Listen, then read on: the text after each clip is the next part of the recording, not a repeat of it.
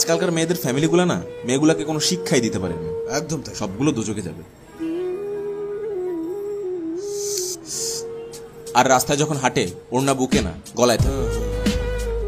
আর জামা কাপড় এমন পরে ভিতরে ব্রাটা পর্যন্ত বোঝা যায়। পিছন দিক দিয়ে দেখলে তো সব পারিবারিক শিক্ষার অভাব, বুঝলেন?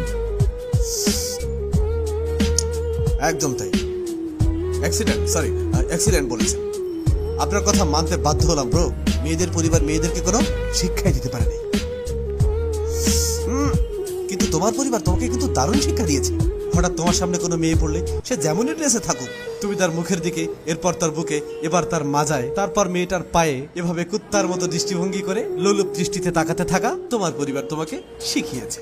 আবে তোমার পরিবার তোমাকে মেয়েদের জামার ভেতরে ব্রা পর্যন্ত দেখতে শিখিয়েছে। মেয়েরা হেঁটে গেলে তার পাছা দেখতে শিখিয়েছে। বাহ, কে ফ্যামিলি! অসাধারণ অসাধারণ, মুগ্ধ হলাম ভাই। আরে ভাই, হ্যাভ এনি আইডিয়া কোনো ছেলে যখন কোনো মেয়ের দিকে এরকম বাজে দৃষ্টিতে তাকায় তার কেমন ফিল হয়? তোমার বোনের কাছে জিজ্ঞেস করো, যেটা উপলব্ধি